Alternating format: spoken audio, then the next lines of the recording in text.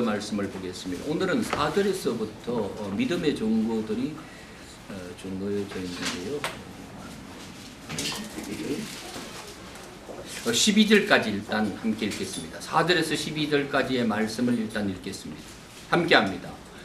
믿음으로 아벨은 가인보다 더 나은 제사를 하나님께 드림으로 의로운 자라 하시는 증거를 얻었으니 하나님이 그 예물에 대하여 선언하심이라.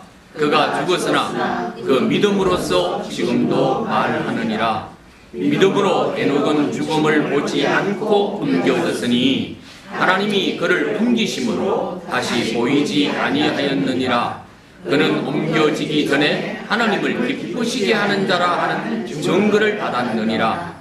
믿음이 없이는 하나님을 기쁘시게 하지 못하나니 하나님께 나아가는 자는 반드시 그가 계신 것과 또한 그가 자기를 찾는 자들에게 상 주시는 이심을 믿어야 할지니라. 믿음으로 노아는 아직 보이지 않는 일에 경고하심을 받아 경외함으로 방주를 준비하여 그 집을 구원하였으니 이로 말미암아 세상을 중재하고 믿음을 따르는 의의 상속자가 되었느니라.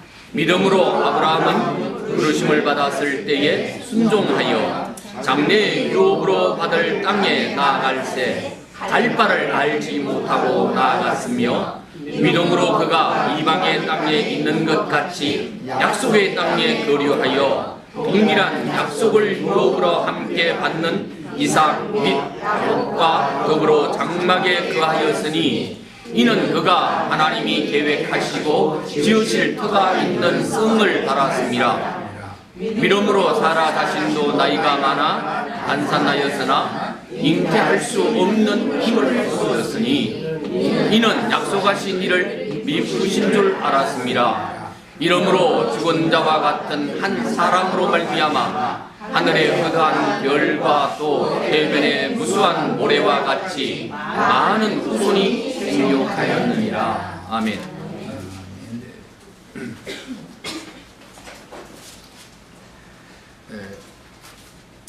어떻게 앞자리가 전멸되어졌네요. 핵폭탄 맞으셨나? 예. 지난 한 주간 동안도 잘 지내셨을 줄로 압니다. 믿음 가운데서 활기찬 신앙의 삶의 모습들로 여러분들이 잘 지냈을 것으로 기억됩니다. 이런 믿음의 삶으로 더욱더 전진할 수 있는 우리의 모든 지체들의 삶이 되기를 소망합니다. 4절의 말씀에서부터 이제 말씀으로 들어가겠습니다. 전번 시간을 통해서 우리가 도대체 새 사람이 무엇이며 새 생명이 도대체 뭐냐, 그리고 속 사람이 도대체 무엇냐, 이런 것들을 우리가 너무나 잘 알고 있다. 그러나 아직도 우리의 육체적인 어떤 것에 거침이 되어져서 모든 삶이 하나님 앞에 드려지는 삶이 아니고 나의 어떤 바라보는 어떤 신앙 가운데 머물러 있는 그런 사람들이 많이 있다는 것은 무엇입니까? 결국 내가 새 사람과 새 생명의 차원까지 이끌어가는 말씀을 육으로 적용하지 않는 이제는 실제적인 삶으로 살아가는 귀한 삶들이 우리가 있어야 되기 때문에 이러한 나태한 자들의 어떤 삶들을 우리가 경계할 필요가 있다. 제가 이렇게 마무리의 말씀을 드렸습니다. 자, 오늘 믿음의 선진들이 과연 주를 위하여 하나님의 어떤 그 삶의 어떤 목표를 향하여 다다르기까지 어떤 고난과 역경 속에 살았던가 하는 것을 이제 소개해 주고 있습니다. 이런 모든 고난과 역경들은 다 내 역경 가운데 있었을 때와 그들이 받은, 선진들이 받은 믿음 안에서의 어떤 역경들은 과연 얼마나 차이가 있고 어떻게 해서 그들은 오인이라는 어떤 칭호를 받게 되어졌고 믿음의 사람이라는 것을 받게 되어졌는가 하는 것에 여러분의 분별이 있으시기를 바랍니다. 자, 그래서 여기에 보니까 증거를 받았다. 그래서 아벨은 가인보다 더 나은 제사를 하나님께 드렸대요. 자, 이런 문제들은 우리가 너무 많이 들었기 때문에 일반적인 어떤 교회에 머물러 있으면은 이런 것들이 너무나 당연한 것으로 어떤 되어지지만은 차원이 높여진 어떤 차원에서 그것을 바라볼 때는 너무 허망하게 되어진다는 사실들이 있습니다. 제가 무엇을 하다가 잠시 제가 이제 목회 시절에 했던 그 설교를 이제 조금 이제 보게 되어졌어요. 그 나름대로 자신 있게 어떤 그 전거에 했던 전거들이 지금의 내 자리에서의 이제 바라보았는데 어떻게 되었을까요? 헛웃음이 나왔어요, 사실요. 그래도 뭐 의의에 차서 말이에요. 강하게 전거했던 모든 전거의 말씀들이 또 그런 일반적인 기독교계가 예수를 빼고 얘기하는 것은 다 헛거다 이렇게 얘기하거든요. 예수에서 더 나아가는 어떤 삶의 질과 하늘 차원의 질들은 어떤 깨닫지 못하고 예수를 빼면 안 된다는 것이 기본적으로 되어져 있습니다. 그래서 뭐 강도사 고시나 이런 걸 볼 때 설교집을 하나 마련할 때에 예수가 들어가지 않는 설교를 하면은 그건 낙제 점수야. 예수가 들어가야 됩니다. 근데 나는 지금 보면은 아니 예수 그리스도 모든 만물이 그분을 위하여 지어졌고 그분을 대표하는 것이고 말씀 또한 그분 자신을 얘기하는 것인데 예수라는 어떤 단어 속에서 그것을 빼고 넣고 해서의 무엇의 차이가 있겠나는 거예요. 너무나 어린 나이적 어떤 신앙에 머물러 있던 지난 내 과거들을 잠시 돌이켜보면서 헛웃음이 났습니다. 이러한 어떤 자기 자신의 어떤 나의 차원이 높여졌다는 것이 반증되겠죠. 뭐 자랑을 하려는 것이 아니라 지난 어떤 세월 속에서 그런 곳에 머물러 있던 사람은 그 가운데에서 자기 자신의 것이 최고라는 것에 관념이 바뀌어져 있기 때문에 그 깨어지기가 너무 어렵다는 거죠. 그래서 이런 진리의 말씀들, 그 유대교에서 예수님께서 오셔서 육신으로 오셔서 하늘의 아버지의 말씀을 증거할 때도 똑같은 이치였습니다.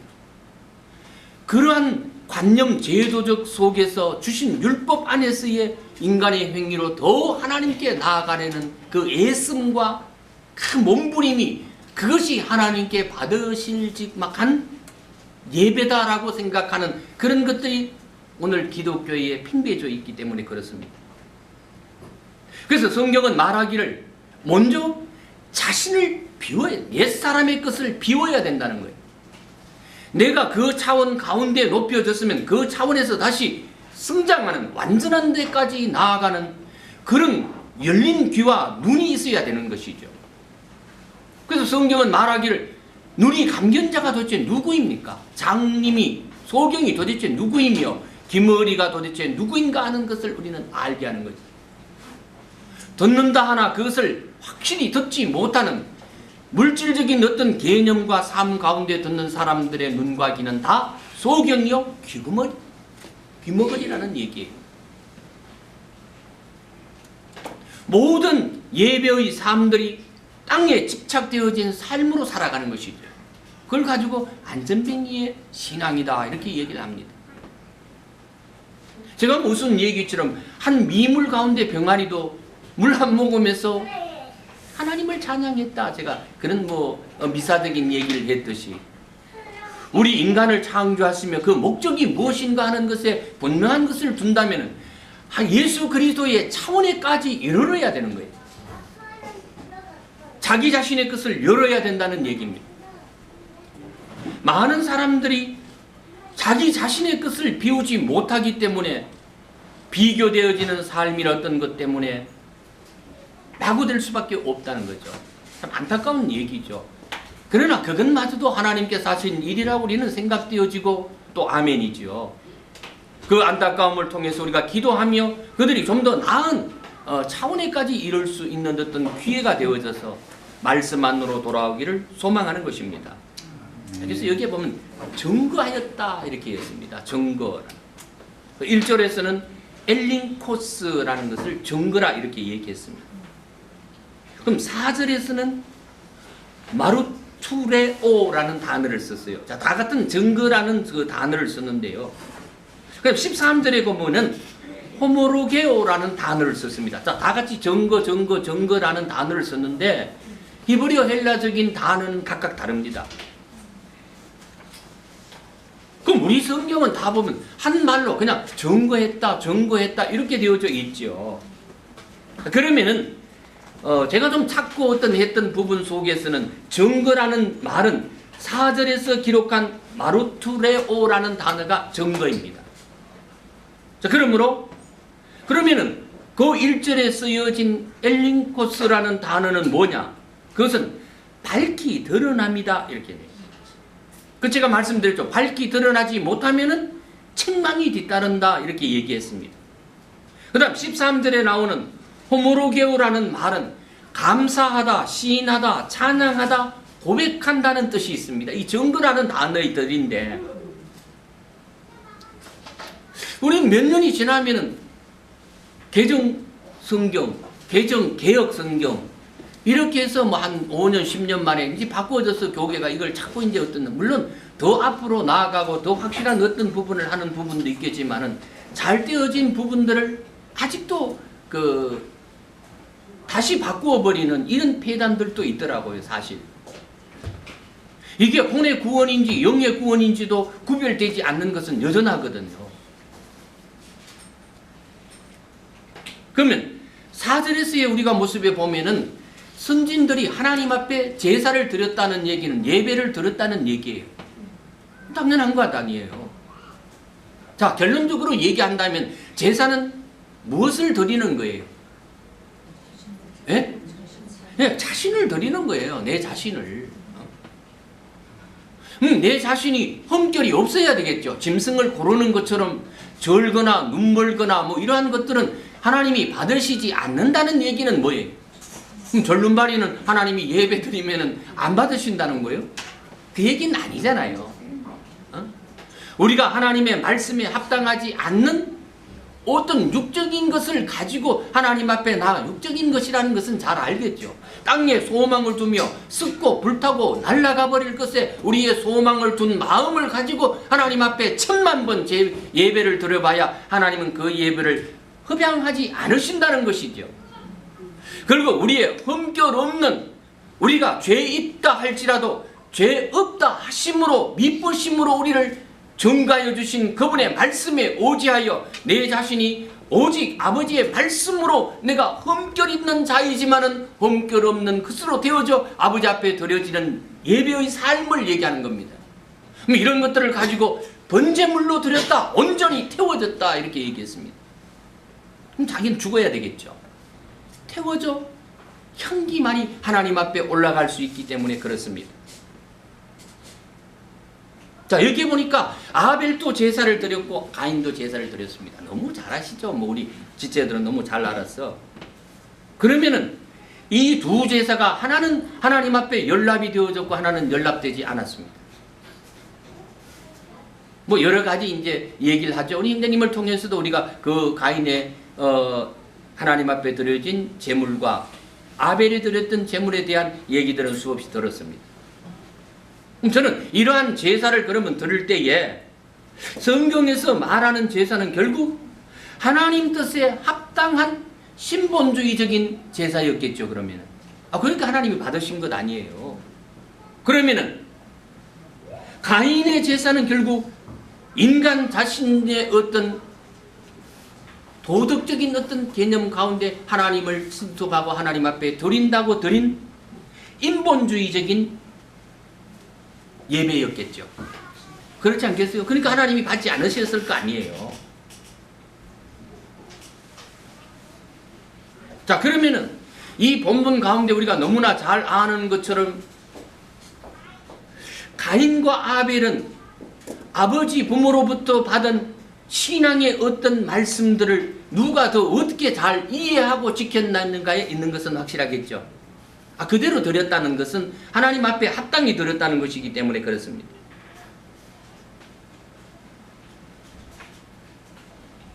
오늘날 기독교에 저도 이런 비유적인 얘기가 자꾸 쓰여지네요. 비교할 수밖에 없기 때문에 그렇습니다.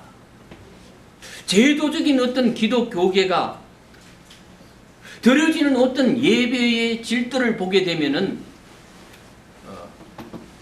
돈이 많은 교회는 미석으로 되어진 큰 예배당을 건설해서 그 안에 들어가는 모든 시스템, 음량, 조명, 뭐 찬양대, 이런 것들, 우리가 하나님을 찬양하는 것은 다윗도 찬양들을 조직해서 하나님 앞에 찬양했습니다. 그것이 나쁘다는 얘기는 제가 아니에요. 힐난하기 위한 것이 아니라 혼축케 하는 것으로 양무리들의 심령을 혼축케 한다는 거죠. 그것이 하나님 앞에 그렇게 드려지는 것이 하나님이 받으실 한 예배다, 이렇게 되어지는 거예요. 물론 시스템이 좋으면은 천천히 작게 얘기를 해도 이 음량에 그 흡입이 있어가지고 굉장히 잘 나가죠. 그게 에코까지 넣으면 제가 더 좋다고 그랬죠. 더 혼축케 할 수 있기 때문에 그렇습니다. 제가 왜 이런 얘기냐? 필요하죠. 저도 지금 이 마이크를 쓰기 때문에 그렇습니다. 그러나 이러한 것들의 마음을 뺏게 하는 것이 사단이 주신 거예요. 그러한 수억의 돈을 들여 예배에서의 하나님 앞에 말씀을 전가하는 시간은 20분, 길면 30분입니다. 그것도 30분 넘으면은 뒤에 있는 늙은 장로가 그런데요. 빨리 끝내라는 거죠, 이거. 어? 시간 1시간 안에 끝내라는 거야. 아니, 영감이 목사라는 분에게 영감이 왔다면은, 아니, 그럼 1시간도 할 수 있는 것이지. 응? 웃지 못할 일이에요. 예배는 뭐 삭박하게 드려야 된다요. 삭박하게. 우리도 삭박하게 드려요. 참 기막힌 얘기죠. 이런 얘기들을 들으면은 우리가 하나님을 뭐 그러면 뭐 경멸했느냐 뭐 그런 얘기를 하려는 게 아니에요. 어린 나이가 성장할 수 있는 기회 속에서 더 나아가는 것이 그것이 중점이 돼야, 말씀이 중점이 돼야 되는 것이지, 주위의 것들로 미혹게 하는 것은 결코 안 된다는 얘기를 하려고 제가 하는 거예요. 필요하지요. 그러면 오늘 이 본문 속에서 선진이었던 아벨과 가인은 하나님 앞에 제물을 드려 예배를 드렸습니다. 자, 아벨은 뭐 아는 것처럼 양을 첫 새끼로 하나님 앞에 잡아 드렸고요. 가인은 농사를 짓기 때문에 자기가 드릴 수 있는 게 뭐예요? 콩물이겠죠. 땅에 소산의 물을 가지고 하나님 앞에 예배를 드렸다는 거예요. 아벨과 가인은 하나님 앞에 정성을 다하고 최선을 다했겠죠. 아, 너 하나님 앞에 예배 드리는데 뭐 아무거나 잡숴 뭐 이러겠어요? 자, 그런데 정성을 다하고 최선을 다해서 드렸는데, 그럼 둘 다 자기의 가진 것은 뭐예요? 하나는 양이고 하나는 땅의 소산물이에요. 그런 걸 드렸는데 당연하지 않아요? 하나님이 다 받아 잡수셔야지. 하나님은 양고기만 좋아하시나?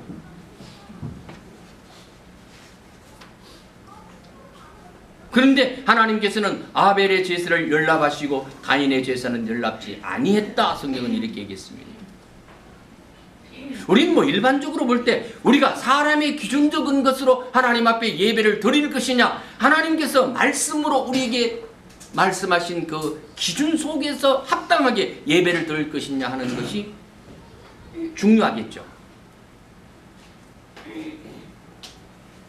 물론 뭐 양머리 새끼를 피 흘림으로 뭐 여러 가지 있어요. 그러나 그러면 이 말을 바꾸어 얘기한다면 내가 주님이 원하시는 뜻에 합당한 내 자신을 드리는 것이죠. 그럼 나를 드린다는 거니까, 짐승을 드린다는 것은, 만약에 사람의 생각과 그 기준이 된다면은 우리가 창세기에서 많은 의문점이 남게 됩니다. 창세기 27장에서는 에서가 별미를 준비했어요. 그렇죠. 야곱도 엄마가 준비한 별미를 드렸고요. 또 마태복음 25장에서는 미련한 5 처녀들도 기름이 어쨌든 간에 준비했잖아요. 그러면 에서도 미련한 5 처녀라고 지칭하는 그들도 주님은 용접해야 되지 않겠습니까? 그럼 우리 하나님은 공평의 하나님인데 불공평의 하나님인가? 하나님은 사랑이신데 하나님은 미움의 하나님이신가? 하나님은 공의이시라며요? 그러면 하나님은 불의의 하나님이신 것 같아요. 우린 주님이 원하시는 바가 무엇인가를 정확한 때에 정확하게 인정하시는 것으로 들어야 되겠죠. 당연히. 자, 그러면은 아벨의 제사를 우리가 너무나 잘 알지만은 되새김질하는 의미에서 왜 하나님께서 합당히 여기시는 신본주의적인 어떤 제사라고 표현하겠습니까? 자, 이것은 뭐 제가 전자의 형님을 통해서도 많이 들었기 때문에 창세기 3장 21절로 돌아가면은 하나님께서는 아담과 하와가 선악을 알게 하는 실을 먹고 자신의 부끄러움에 수치가 드러남을 인하여 잎으로 가리웠을 때에 하나님께서는 다시 짐승을 잡아 하나님께서는 아담과 하와에게 옷을 쥐어주셨습니다. 그럼 죽었다는 거죠. 그 옷을 잡으려면 한 짐승이 죽었다는 얘기잖아요. 얘기. 자, 그래서 창세기 3장에도 짐승이 죽고 또 아벨에 의해서도 또 죽어야 되는 것이죠. 그러면은 우리가 좀 생각해 볼 것은 이삭도 모리아산에서 드려졌습니다. 그러면 우리가 물론 양면적인 어떤 것을 볼 수는 있겠습니다. 나 자신의 어떤 흠결들과 모든 것들이 말씀 안에서 깨끗이 씻음 받아 하나님 앞에 제물로 드려져야 된다는 것은 우리 지체들이 너무나 잘 아는 사실들이죠. 창세기 22장 8절에서도 이삭이 드려졌던 것을 보면서 여호와가 준비하셨다, 여호와 이레다 이렇게 얘기했죠. 그 말을 형제님은 또 다른 표현적으로 얘기했지만 이것은 뭐냐? 하나님 자신이 내가 번제되어질 어린 양으로 하나님은 자신을 보이고 계셨다. 제가 이렇게 얘기한 적이 있나요? 그렇게 얘기했잖아요. 잊어버리셨어요? 고마워요. 네. 이게 뭐입니까? 자기 자신이 오셔서 자신이 죽으실 것을 예표하신 것이잖아요. 그래서 구약의 어떤 제사들은 다 각가지의 그 짐승 가운데 구별되어진 짐승으로 제사를 드려지는 것으로 내려왔습니다. 그럼 신약에 오니까 주님이 자신이 육신을 입고 오셔서 죽어주셨습니다. 십자가에 못 박이셨죠. 그리고 그분은 부활 승천하시고 우리와 함께 연합된 다음 우리에게 너희도 이와 같이 하라는 요구가 있으시겠죠. 그럼 우리가 너희도 그렇게 하라는 얘기는 너희도 나와 함께 이렇게 죽어야 된다니까 라는 뜻이잖아요. 에? 그분 자신이 물론 죽어 우리의 구원의 구속이 되게 하셨지만은 우리도 죽으라는 거예요. 그럼 어떤 것으로 죽어야 되겠는가? 지체들 간의 어떤 문제들도 분명히 있겠죠. 우리가 사랑의 어떤 행위와 그 수고와 사랑의 헌신으로서 우리는 서로의 형제의 삶을, 지체들의 삶을 잘 이루어 나가야 되겠죠. 근데 대부분의 어떤 여기에서의 걸림이 되어져 넘어지는 우리 지체들의 모습을 대부분 제가 이렇게 봐보거든요. 힐라라는 것은 압니다. 혹시 제 말씀을 혹시 듣다가 나간 사람들 어때 힐라라는 얘기는 결코 아니에요. 무엇에 들 걸리는가 하면은 행위에 걸리게 됩니다. 대부분의 말, 물론 다음에 말, 어떤 우리가 형제님의 말씀처럼 말씀에 걸리는 것은 어쩔 수가 없어요. 그건 누가 인간이 어떻게 할 방법이 없어요. 그건 주의 성령께서 그를 깨닫게 하셔서 다시 돌아오게 할 수 있는 방법밖에는 없습니다. 그러나 제가 말씀드리는 것은 믿음의 행위를 우리가 진리 가운데서 많은 것들을 먹은 우리 자신들, 나 자신부터 시작하는 거예요. 제가 분명히 말씀드렸습니다. 모든 설교는 나 자신부터 시작되어진다. 책망도 나 자신부터 시작되어진다는 것으로 저는 시작했습니다. 분명히. 뒷말은 없으시기를 바랍니다. 그럼 형제님은 그냥 자기 자신이 깨달아서 와야 된다. 그러나 제가 전에 말씀 나는 율법의 채찍을 들 거예요 라는 거예요. 여러분 율법의 채찍은 그냥 들면 잠시 아플 뿐입니다. 또 거기에 걸릴 필요도 없어요. 왜? 내가 그 채찍에 합당되지 않으면 되잖아요. 그렇잖아요. 내가 책망들 그런 이치가 되지 않으면 아무리 책망해도 소용없는 거예요. 나하고 상관없어. 그러나 딱 걸리는 사람은 자기가 그게 걸리는 거거든요.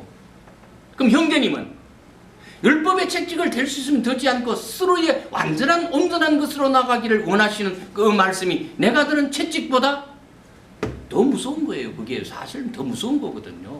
원칙적은요. 그냥 네가 알아서 해. 저도 우리 아들에게 얘기하고 하다가 뭐 하면 네가 알아서 해. 난 몰라. 그럼 뭐예요? 무서운 얘기거든. 그 말이. 난 너하고 간섭 안 해. 라는 얘기와 똑같다는 얘기예요. 그래서 형제님은 스스로 좀 깨달아. 온전한 가운데 스스로 일어서기를 바라는 의미시겠죠. 예.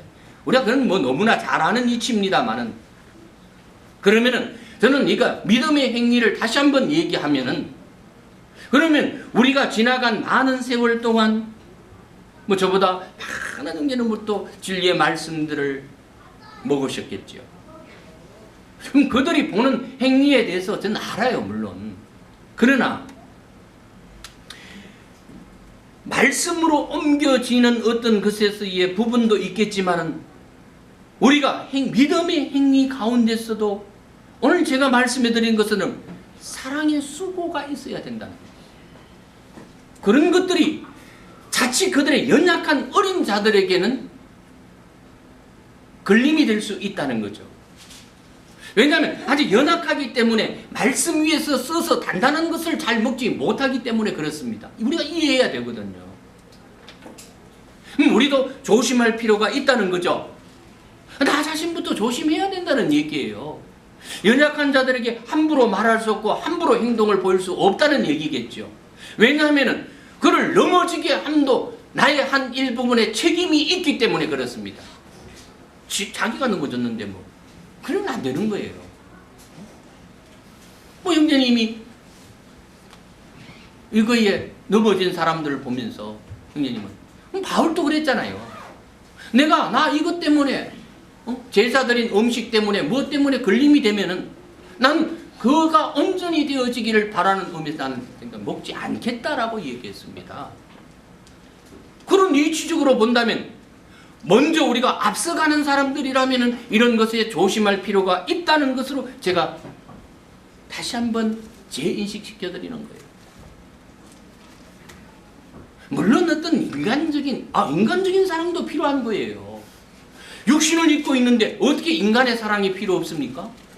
육신의 다독거림도 필요한 거예요. 그러나 그 사랑과 그 수고와 모든 것들이 인간적인 행위로 나아가되 더 좋은 하나님의 높으신 사랑과 하나님의 격려하심과 하나님의 권고하심으로 이끄는 데에 사용되어져야 된다는 이 말이에요. 저는요.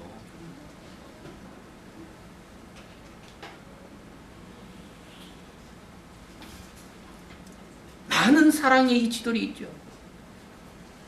뭐 스톨게다, 뭐 필레오의 사랑이다, 뭐 사랑 여러 가지 사랑의 이치가 있지만 우리는 아가페의 사랑으로 형제들을 섬기며 주님이 인정하시는 제물들이 되어져서 주님이 아심받는 나를 정말 아심바 되어졌는가 하는 것에 다시 한번 내 상태를 경계하며 나아가는 우리 지체들이 되시기를 바랍니다. 그러면은 주님께서 받으신 예물은 아기 예수 때에 뭐 세 가지예요. 황금과 유황과 뭐 몰약이었죠. 뭐 각각의 의미는 있어요. 장사의 의미도 있지만은.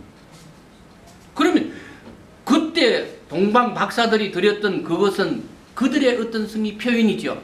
자신을 드린 것이잖아요, 사실상. 그러면 이것은 결국 뭐예요? 우리가 황금과 몰약과 유황의 실체적인 것이 되어져 주님이 받으실 만한 예물이 되어야 되겠죠. 그렇잖아요. 바꾸고 얘기해야 하니까.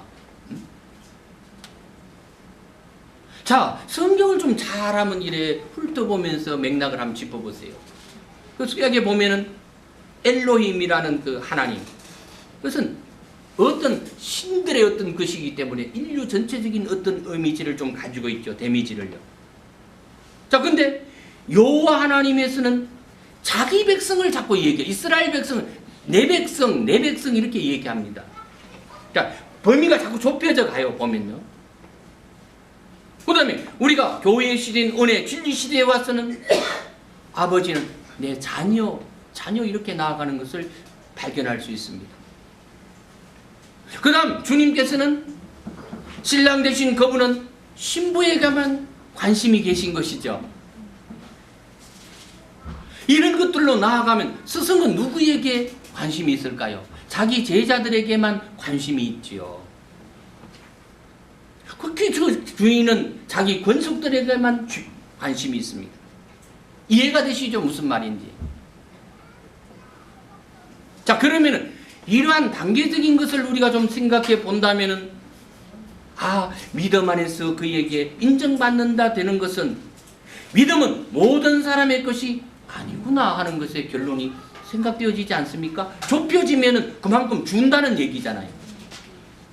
그러니까 우리는 아들이며 신부고 지체고 제자고 1절에서 밝혀진 상태가 우리의 실체라면은 사람의 본분이 그럼 뭐냐 도대체? 응? 사람의 본분은 도대체 뭐냐? 성경은 뭐라고 얘기하고 있느냐? 하나님을 경외한다는 것은 뭐죠? 하나님과 하나 되어질, 하나님을 눈맞추다, 하나님과 하나 되어 바라보다라는 뜻이 있다고 그랬죠. 하나님을 경외하는 게 자꾸 무엇 가지고 하나님 받으시옵소서, 오시옵소서, 나의 모든 것 드립니다. 이게 경외하는 게 아니에요.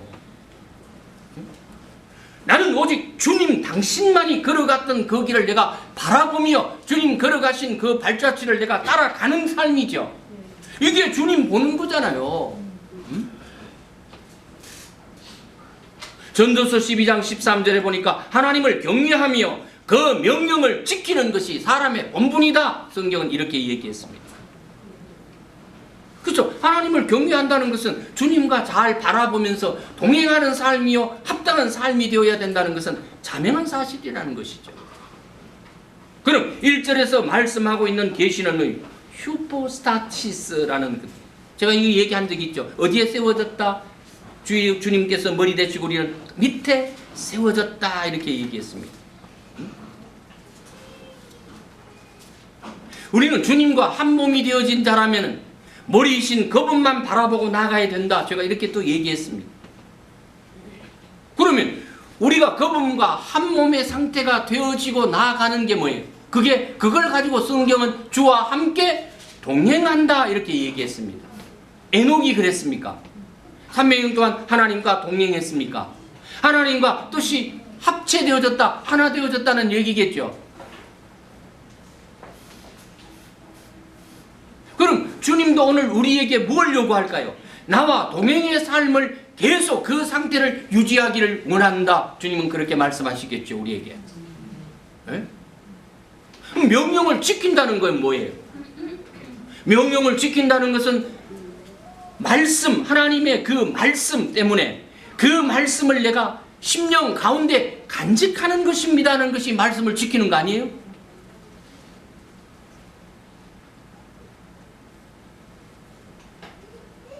말씀을 간직했으면 말씀이 어떻게 되어야 돼요? 말씀대로 준행이 따라야 되겠죠. 나아가는 삶이니까.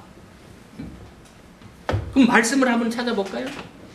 잠언 14장 27절을 좀 찾으십시오. 나는 찾았어요. 이미. 잠언 14장 27절에 경외한다는 의미의 것들이 어느 것에 있는가를 좀 찾으려고 그럽니다. 잠언 14장 27절. 크게 누가 읽으시면 좋고요.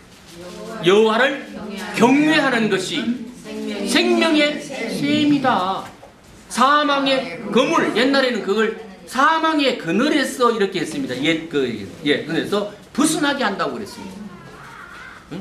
하나님과 동행의 삶, 하나님을 바라보고 가는 삶은 사망이라는 것에서 생명으로 옮겨진다는 얘기겠죠. 바꿔 얘기하면은. 자, 그럼 말라기서 3장 16절은요. 찾아봅시다. 말라기서 3장 16절의 말씀은, 자, 경외의 말씀을 찾는 거예요. 자, 찾았습니까? 말라기서 그때에 여호와를 경외하는 자들이 피차에 말하매 여호와께서 그들을 분명히 들으시며 여호와를 경외하는 자와 그 이름을 존중히 여기는 자를 위하여 여호와 앞에 있는 기름책에 기록한다요. 맞습니까?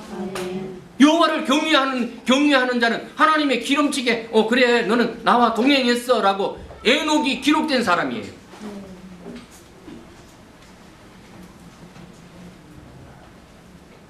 그러면 사람의 본분이 여호와를 경외하는 것인데, 그러면 나의 존재는 도대체 뭐냐는 거죠. 예? 물론 주님이 원하시는 어떤 지체들과의 어떤 교회 생활을 통해서 이루어가는 것이겠죠. 물론. 그럼 내가 왜 존재하는 거죠?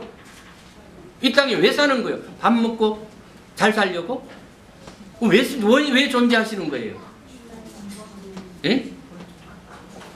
뭐 머물머물 하지 마시고 크게 얘기하세요. 각자의 물론 다 다르긴 삶이 있어요. 그러나 내 이 생명을 주신 것은 생명으로 존재하라는 것이죠. 살아있다는 증거가 거기에 있는 거예요. 이 목숨에 관한 것에 얘기한 것이 아니잖아요. 생명을 얘기하는 거예요. 주의 말씀은 생명, 살았고 원동력 있고 이렇게 얘기했습니다. 그러면 우리는 말씀이 말씀되게 하는 삶을 살아야 되겠습니까? 그래야 되잖아요. 그게 하나님께서 바라시는 거니까. 응? 여러분, 말씀이 말씀되게 하는 삶, 그럼 말씀이 임마누엘 되어졌다 이렇게 표현하기도 하죠. 그럼 사실화되어진 삶을 살아가라는 의미입니다. 그러면 우리가 앞서 말한 것처럼 자꾸 믿고 소망하지 말고 그 단계를 거쳐 어떻게 하라는 거예요? 말씀이 사실화된 실체의 삶을 살아라. 성경은 이걸 강요하고 있습니다. 그걸 바꿔 얘기하면 뭐예요? 천국을 소유했다 이렇게. 주님을, 하나님 자신을 소유하는 게 천국을 소유하는 거잖아요. 응? 결국은 천국은 하나님 자신이니까. 물론 믿음의 말씀으로 해야 되겠죠. 어떤 행위적인 것은 아니죠. 여호와를 경외하는 주님과의 눈맞춤이 있는 삶이 우리 지체에게도 영원토록 구속의 날까지 이루어지시기를 바랍니다. 아멘. 자, 5절의 말씀으로 돌아가죠. 자, 믿음으로 에녹은 죽음을 보지 않았대요. 믿음으로. 여러분도 믿음이 있는데 죽지 않으실 거예요. 죽지 않는 거죠. 믿음으로 취한 것은 죽지 않는 거예요. 사망이 아니라 제가 본전에 생명이란 말이에요. 생명으로 가는 거예요. 근데 뭘 에녹이 살아가지고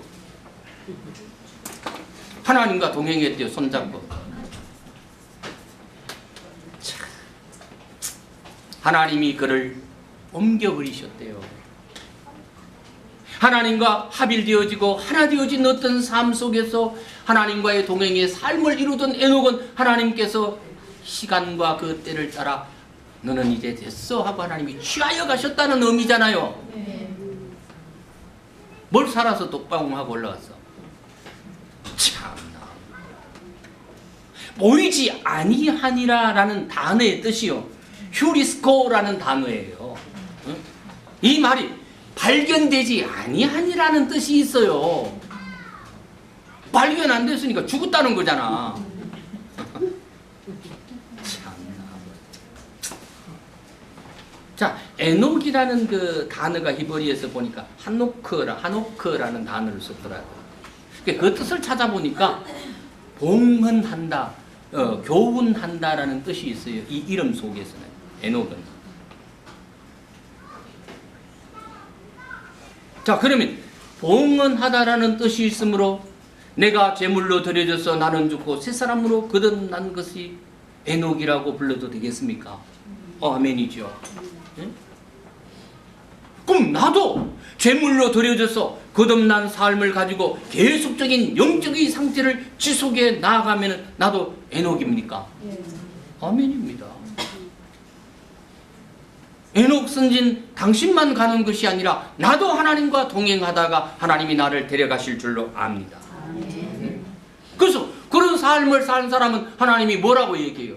하나님 나를 너 기쁘게 한 자다.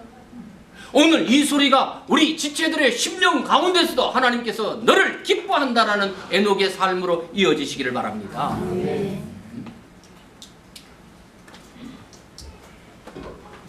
그래서 로마서 14장 17절 계속 얘기해서 하나님 나라는 먹고 마시는 데 있지 않고 의와 평강과 희락이다. 너무 잘 알죠 우리는.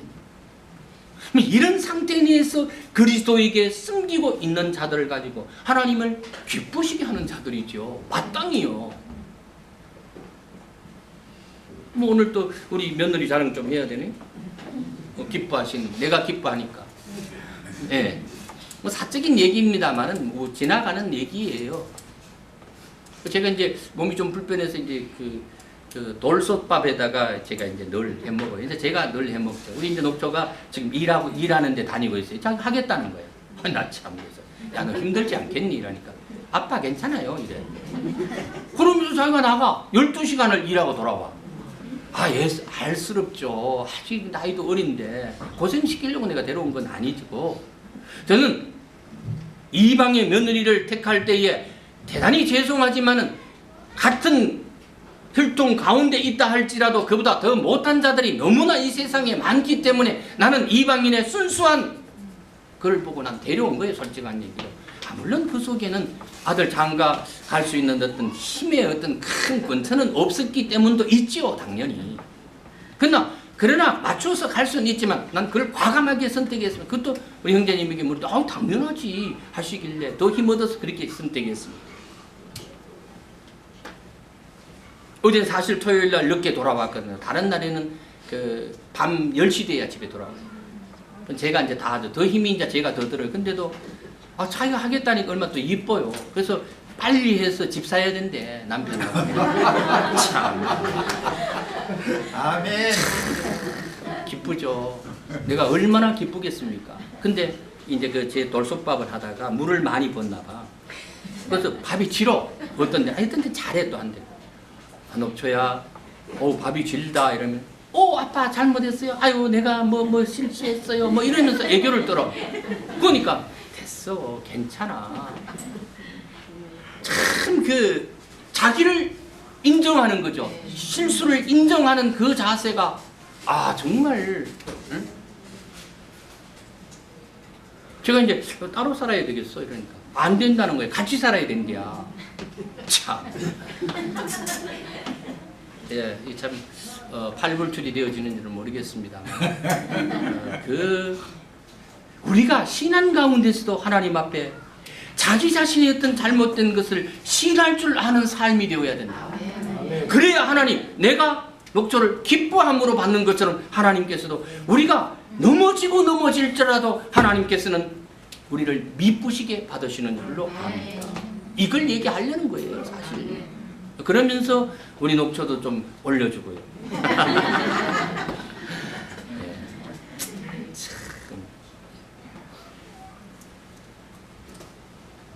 그러면 하나님이 기뻐하심을 받는 자라면 하나님 앞에 검증된 자들이겠죠. 하나님이 시험을 통과한 자들이야. 우리 지체들이겠죠. 그럼 한 몸이 되었으므로 머리이신 주님께서 아시는 실체가 되었겠죠.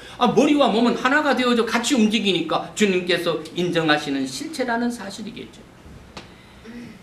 성경에서도 하나님께서 예수님에 또 얘기하면 또 뭐 삼위잖아 뭐 또 이러고 또 나오면 또 곤란하니까 3장 17절에 마태복음 3장 17절 예수님이 세례받고 올라오실 때요, 이는 내 사랑하는 아들이다, 하나님이 기뻐하는 자라, 이렇게 얘기했습니다. 하나님 자신이잖아요, 사실은. 그럼 내가 이걸 좀 적용시켰어. 성경의 모든 분들은 나에게 적용시켜야 되잖아요. 내가 그분께로부터 사랑받고 기뻐하심을 입은 자인가 나도 생각해 봐야 되잖아요. 그러면 기뻐하심은 받은 우리 지체들이기 때문에 고린도후서 1장 24절에 보니까 형제의 기쁨을 돕는 자가 되어야 된다. 이렇게 또 하나님은 또 하나 하면 하나를 더 딱 숙제를 내주셔. 하나님께 기쁨을 받았으니 그 기뻐함이 다윗이 자기의 수치가 드러나도록 하나님을 기뻐 춤추며 찬양했던 것처럼 하나님 당신이 내가 기도했던 것처럼 나를 어두움 가운데 있더니 내가 너를 빛 가운데로 인도하여 주신 그 주님을 찬양하는 의미가 있다면 내가 형제 가운데에 그리스도의 향례를 나타내야 되겠죠. 이게 나의 실체의 삶이라는 것입니다. 왜? 로마서 8장 8절에는 이렇게 말합니다. 육신에 있는 자들은 하나님을 기쁘게 할 수 없다 이렇게 얘기했기 때문입니다. 여러분은 육신 안에 거하는 자들이 아니기 때문에 형제들의 기쁨 가운데 함께 그리스도의 향례를 나누시기를 바랍니다. 그리스도의 향례를 낸다는 것은 마땅히 영적인 교제로 이루어진다는 의미겠지요. 그러므로 에녹은 하나님을 기쁘시게 하면서 300년 동안 하나님과 동행했습니다. 창세기 5장 21쪽에 에녹이라는 단어를 보니까 그냥 찾으니까 메투셀라후라는 단어를 씁니다. 무드셀라이겠죠. 예. 근데 거기 보니까 메두셀라흐가 두 단어의 합성되기 마트라는 단어와 쇠라우라는 단어로 이렇게 합성되어져 있습니다. 자, 근데 마트라는 단어는요 성인 남자를 의미합니다. 쓸데없는 소리 너무 했나?